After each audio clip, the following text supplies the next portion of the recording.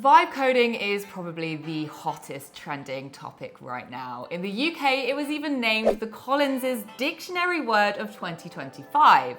And if you want to know the basics of vibe coding and understand more about how to make it work for you, then you're in the right place. Welcome to Website Builder Expert. In this video, I'll walk you through some tips that will help you get the most out of vibe coding, the do's and the don'ts, and the best practices to follow.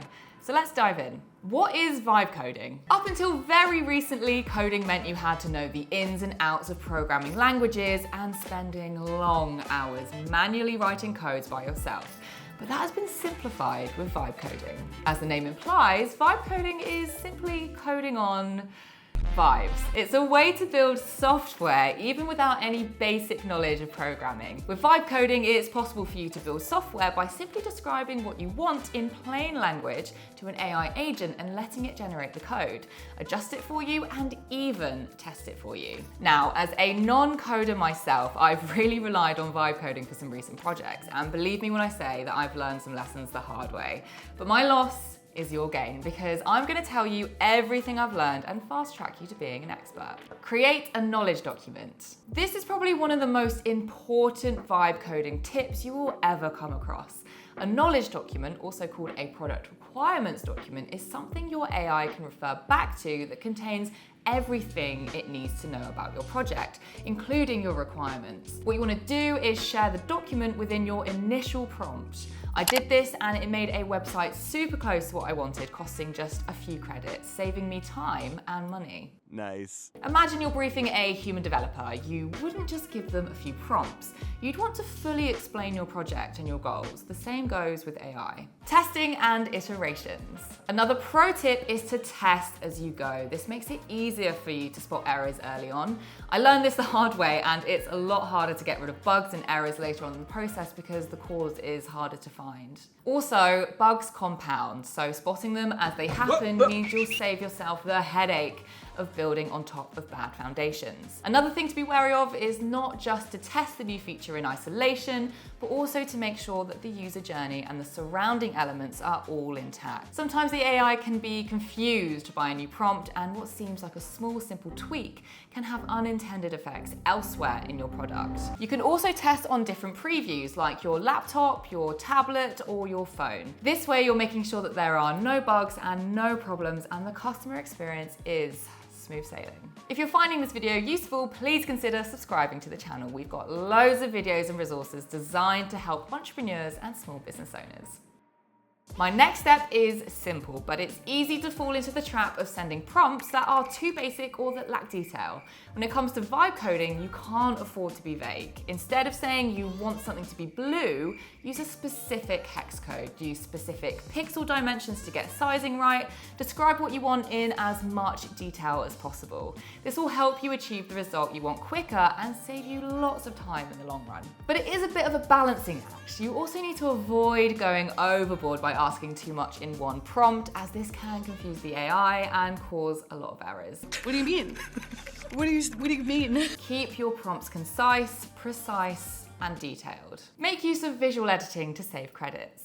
The best vibe coding platforms feature visual editors as well as prompt-based code editing. This allows you to drag, resize, and change fonts and colors, all without using up any of your credits. This works almost like a drag and drop editor on a web builder platform such as Wix or Shopify.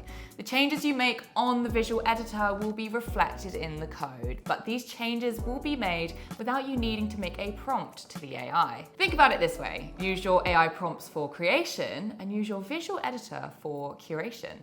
Following security best practices. Perhaps the most important consideration on any product or website is security. AI can make mistakes, and this can be really risky when it comes to security vulnerabilities. Make sure that any platform you decide to settle on comes with built-in security features such as encrypted storage. This is really important. Make sure you check this before you start with using any platform. Also, never hard code any of your sensitive data directly into your code. Make sure your sensitive data is never stored in your front-end code or your browser storage. Make sure you keep them in the back end. You can also look up and research security prompts that will help you build securely, and make sure you test security before you publish anything. Choosing the right tool. As with any project, you need the right tools, and vibe coding is no different. There are tons of vibe coding AIs and platforms out there, and I've tried a lot of them, but I think my favorite vibe coding tools to use right now include Base44 and Hostinger Horizon. Other notable tools you can use include Replit and Lovable. The reasons I love these tools is because they are very user-friendly and very intuitive, so you can get up to speed pretty quickly. Look for platforms that have a free plan or trial. You need to try it before you commit to a paid plan. Look for key integrations such as GitHub, and make sure you choose a full stack tool, meaning it can handle both the front end and back end of app generation. Base44, for instance, offers its users an all-in-one approach of building fully functional software. And unlike many coding platforms that require third-party integrations, Base44 makes things easier. It automatically configures internal databases that reduce technical complexity. It streamlines communication without third-party providers. What on earth are you on about? In plain English, it has everything you need to get your software up and running, i.e. it's a full stack solution. Hostinger Horizons also features everything you'll need to get up and running, including back-end and front-end, dashboards, and hosting.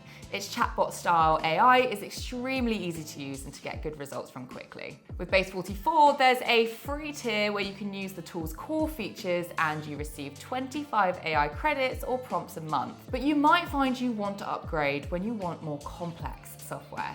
The starter plan comes in at $20 per month. What this plan gets you is entry-level features without the Base44 branding and 100 credits a month. Hostinger Horizons also has a scaling pricing model, and while it might be newer compared to other no-code giants, it offers a fresh AI-first approach to development. Think of Hostinger Horizons as a next-generation alternative to Vitara, Bubble, Webflow, or Retool, but with AI-driven development, seamless hosting, and faster iteration cycles all baked in. Hostinger Horizons has pretty interfaces, but it doesn't just stop there. It connects with APIs, databases, and third-party services to handle the complex logic behind the scenes. This makes it suitable for anything from landing pages to full SaaS prototypes. Now let's move to pricing. We have the free trial plan, of course, and then we have 4 plans. The cheapest is the Explorer plan. The Explorer plan supports 30 AI messages and costs $9.99 per month, making Hostinger Horizons an affordable option if you've just started out with vibe coding. I recommend getting started with the free plan on both Base44 and Hostinger Horizons, or another platform like Lovable, and seeing which you prefer before making a commitment to either. You want to try out a range of options to get a feel of what you like using. If you enjoyed this video and found it helpful, then please go ahead and subscribe to the channel for more videos like this. Website Builder Expert is here to help entrepreneurs and small business owners, and we've got lots of resources on our channel and on our website to help you in your journey. You'll find links to all the tools I mentioned in the description bar. Thanks for watching, and I'll see you next time.